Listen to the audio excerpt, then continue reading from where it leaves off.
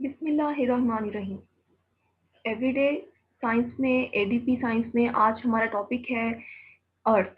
आज हम इलेबोरेट करेंगे अर्थ को, जिस सरफेस पे हम रहते हैं, जिस खूबसूरत प्लेनेट पे हम रहते हैं, which contains vast oceans, fertile plains, magnificent mountains, fresh water, rivers, streams, lakes, which orbits a star which keeps us warm and provides us energy, the sun, जिसको हमने लास्ट टाइम पढ़ा। तो ये अर्थ जो इतनी प्रॉपर्टीज की हामिल है, जो वाहिद प्लैनेट है हमारे सोलर सिस्टम में which is capable of sustaining life, इस प्लैनेट को आज हम इलेबोरेट करेंगे कि जिस सरफेस पे हम रहते हैं, क्या इस सरफेस के नीचे अगर हम मूव किया जाए इस प्लैनेट में, तो क्या इसकी लेयर्स हैं, मजीद कोई लेयर्स मौजूद हैं, इसकी कंपोजिशन क्या है, और जिस सरफेस पे हम रहते हैं इससे ऊपर अगर जाया जाए तो कितनी लेयर्स हैं हमारी अर्थ की, और हम किस सिस्टम में रह रहे हैं, इस बात को आज हम इस वीडियो में समझेंगे। ये लेक्चर सुनने के बाद आप इस काबिल होंगे कि आप बता सकें what is the composition of earth, number one. Number two, what are the layers of earth inside. Number three, what are the layers of the earth outside the surface in which we are living. ये तीनों बातें हम सीखेंगे। इसके साथ साथ हमें मालूम है कि लास्ट टाइम हमने देखा तकरीबन 4.6 बिलियन ईयर्स अगो एक सिस्टम था, वो सिस्टम वजूद में आया जिसके ज़रिए डेड स्टार से आने वाले स्मॉल पार्टिकल्स कंबाइन होते हैं। कंबाइन होके वो सारे पार्टिकल्स बनाते हैं इस प्लैनेट को, जिसको हम अर्थ कह रहे हैं। डेड स्टार से आने वाले ये पार्टिकल्स कंबाइन होते हैं और कंबाइन होकर अर्थ को बनाते हैं। ये प्रोसेस 10 टू 20 मिलियन ईयर्स तक चलता रहता है और अभी तक इस प्रोसेस के बारे में एग्जैक्टली हमें मालूम नहीं है, हम इसके बारे में वेल अंडरस्टूड नहीं है। हमारी अर्थ के पास एक नेचुरल सैटेलाइट है जो इसको ऑर्बिट करता है, जिसको मून कहते हैं। ये बिगेस्ट नेचुरल सैटेलाइट है किसी भी प्लेनेट के पास जो इस वक्त मौजूद है, वो मून है हमारी अर्थ का। हमारी अर्थ की सरफेस 71% वाटर रखती है और 29% लैंड रखती है, वो जगह जहाँ पे हम रहते हैं। 71% वाटर में से 2.5% फ्रेश वाटर अवेलेबल है सरफेस ऑफ अर्थ पे, जो हमारे लिए अवेलेबल है। Highest place on the earth is the mount Everest. Mount Everest इस वक्त अर्थ पे हाईएस्ट प्लेस है। अब सबसे पहले इसकी कंपोजिशन की बात की जाए। कंपोजिशन ऑफ अर्थ में 4 एलिमेंट्स हैं जो बेसिक एलिमेंट्स हैं जिससे मिलके ये अर्थ बनती है। वो एलिमेंट्स हैं iron, silicon, oxygen and magnesium. ये 4 एलिमेंट्स बेसिक एलिमेंट्स हैं जो कि 90% ऑफ अर्थ को कवर करते हैं।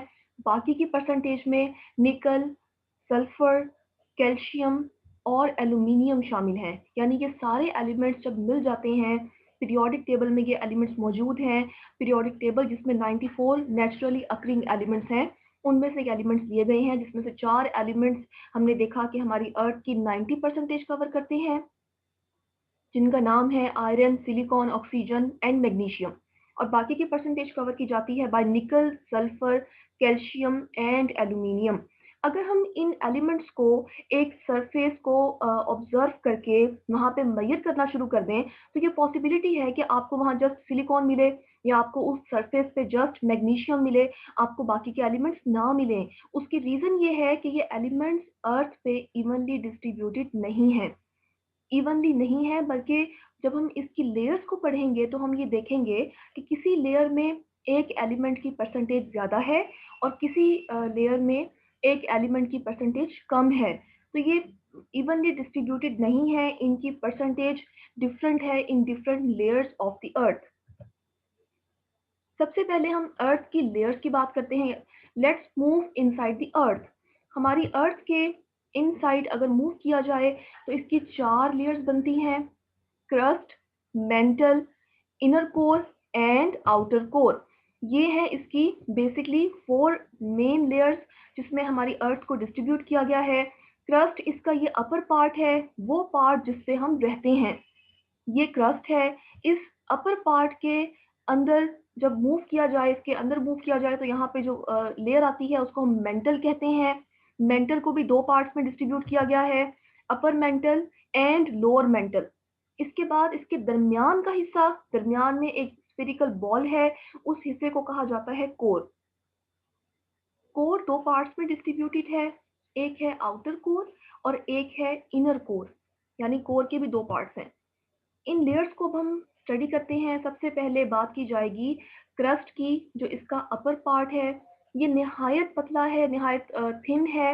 इसकी थिननेस इतनी है कि ये 0 से 30 किलोमीटर तक होता है। ये इसकी वेरिएशंस हैं।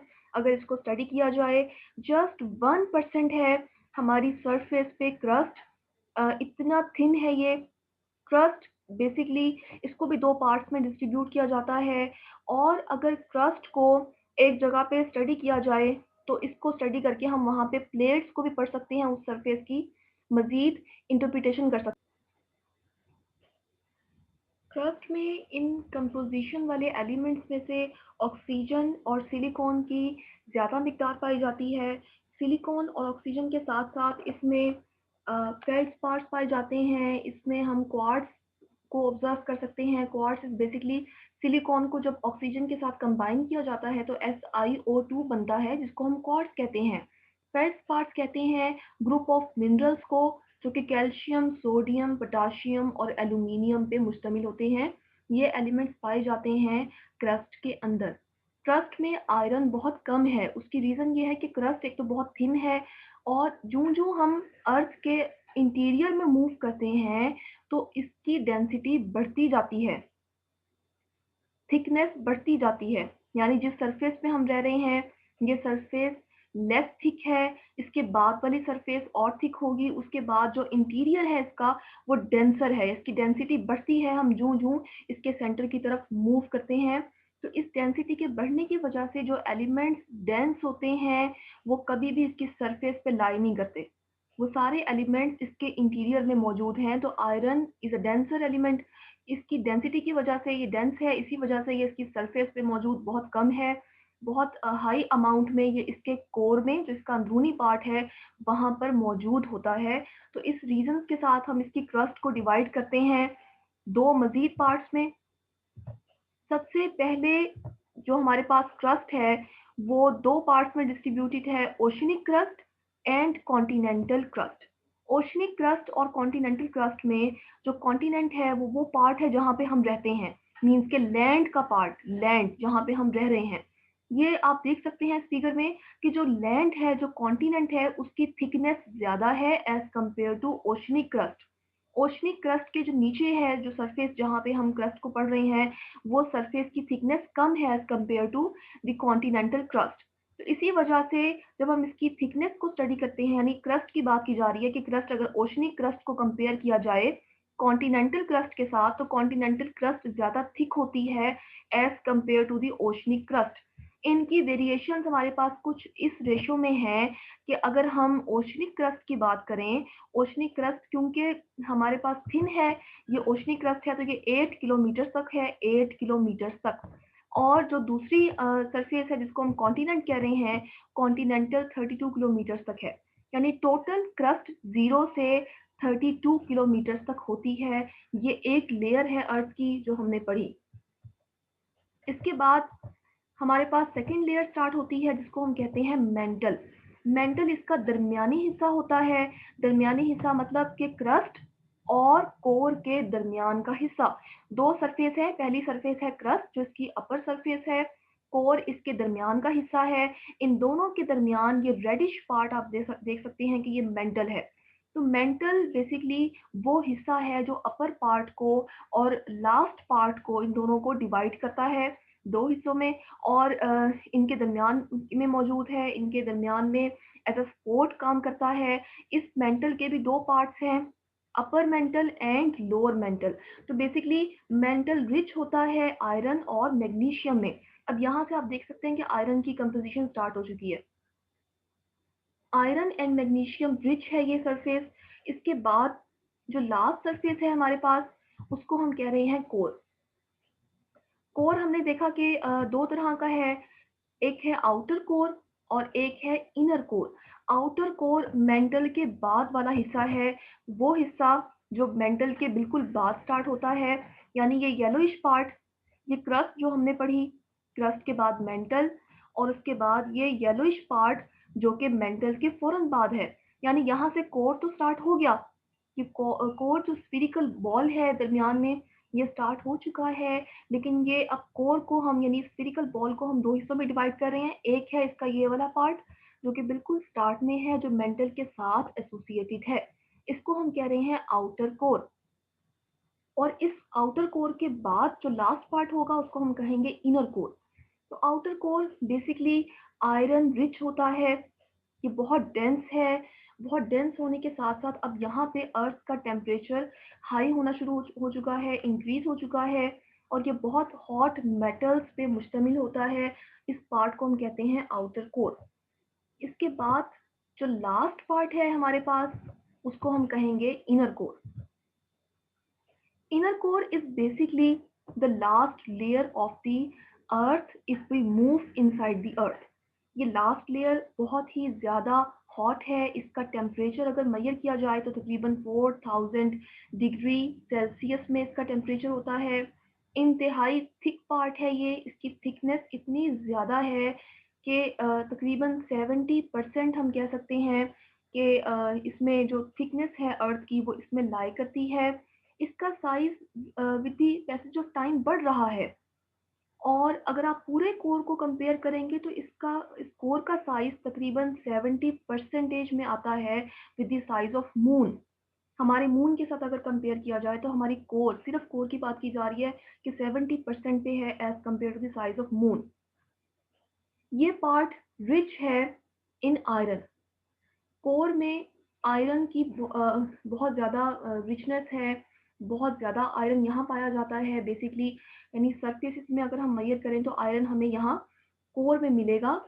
और कोर की लिमिट होती है तकरीबन 6378 किलोमीटर्स फ्रॉम द सरफेस, यानी अगर हम सरफेस से मूव करें हम इतने किलोमीटर्स कवर करने पड़ेंगे तब जाके हम कोर तक पहुँच पाएंगे। तकरीबन half of the planet radius cover किया जाता है by the core. In surfaces के बाद एक और प्रॉपर्टी है कि अगर हम इसको मज़ीद समझें, इसको आसान करें, तो आसानी के लिए हम इसको कंपेयर कर सकते हैं विद एन एग। वो इस तरह से कि इस अंडे की 3 लेयर्स हैं। आप देख सकते हैं कि एक इसके ये ऊपर छिलका होता है। इस छिलके को जब हम उतारते हैं तो इसके बाद इसका ये वाइटिश पार्ट होता है और उसके बाद ये येलोइश पार्ट होता है। तो इसके 3 लेयर्स हैं। बिल्कुल ऐसे ही इसको हम कंपेयर कर सकते हैं विद द लेयर्स ऑफ अर्थ। वो इस तरह से कि इसके ये छिलका नुमा पार्ट जो इसका अपर पार्ट है इसको हम क्रस्ट कह सकते हैं। क्रस्ट इतनी थिन होती है, इतनी बारीक होती है। इसके बाद ये वाइटिश पार्ट है, इसको हम मेंटल कह सकते हैं, जो कि हम देख सकते हैं कि काफ़ी ज़्यादा होता है वाइट पार्ट। और दरमियान में एक गोल बॉल होती है येलो कलर की, जिसको हम कह सकते हैं कि वो एज कोर, उसको हम कंपेयर कर सकते हैं कोर के साथ इसको समझने के लिए। ये तो है इनसाइड द अर्थ। अब हमारा लास्ट टास्क ये है कि हमने ये पता लगाना है कि what are the layers of earth above the surface in which we live. जिस सरफेस पे हम रहते हैं उसको हम क्रस्ट कह रहे हैं। उस सरफेस से ऊपर अर्थ की एटमॉस्फेयर शुरू होती है, इन्वेलप ऑफ गैसेस शुरू होता है। इस इन्वेलप ऑफ गैसेस में जो गैसेस पाई जाती हैं उसमें nitrogen, oxygen, argon, carbon and water vapours शामिल हैं। सबसे पहली सरफेस में, इस सरफेस में इन लेयर्स में जो लेयर हमें नजर आती है वो 0 किलोमीटर से 12 किलोमीटर तक ट्रोपोस्फियर है। ये वो लेयर है अर्थ एटमॉस्फेयर की जिसमें हम रहते हैं, troposphere, which varies from 0 to 12 kilometres. इस सरफेस से ऊपर अगर जाया जाए तो तकरीबन 50 किलोमीटर्स तक हमें नजर आएगी stratosphere, which starts from 12 kilometers and moves on to the last point which is 50 kilometers. इस सरफेस को हम ओजोन लेयर सरफेस भी कह सकते हैं, यानी इस लेयर के अंदर, इस एटमॉस्फेयर के अंदर ओजोन लेयर पाई जाती है जो कि हमें बचाती है from the dangerous radiations coming from the sun and other associated things. तो यहाँ पे ओजोन लेयर है। इसके बाद 50 किलोमीटर से ऑनवर्ड स्टार्ट होती है, 90 किलोमीटर पे एंड होती है मीजोस्फीयर। मीजोस्फीयर में टेम्परेचर आप देख सकते हैं 86.5 डिग्री सेल्सियस तक ड्रॉप होता है, यानी हम जो ऊपर जा रहे हैं हम देख सकते हैं कि टेम्परेचर ड्रॉप हो रहा है, नेगेटिव में जा रहा है। और इसके बाद 90 किलोमीटर से 800 किलोमीटर तक थर्मोस्फियर है। थर्मोस्फियर के बाद 100 किलोमीटर तक हमारी अर्थ की एटमॉस्फेयर स्टॉप हो जाती है। उसके बाद का जो एरिया शुरू होता है उसको हम कहते हैं कि वो स्पेस है। स्पेस जहाँ पे जो हमारी एटमॉस्फेयर का हिस्सा नहीं है, ये वो पार्ट स्टार्ट होता है और उस पार्ट के अंदर ही कहीं एक्सोस्फीयर लाई करती है, यानी 3000 किलोमीटर तक इसकी मैक्सिमम रेंज होती है। तो ये हैं layers above the surface of earth, जिसमें हमारी वेरिएशंस हैं 0 किलोमीटर से मैक्सिमम 100 किलोमीटर तक if we talk about the atmosphere. और 100 किलोमीटर से अबव स्पेस शुरू हो जाती है, यानी वो पार्ट जो हमारी एटमॉस्फेयर का हिस्सा नहीं है।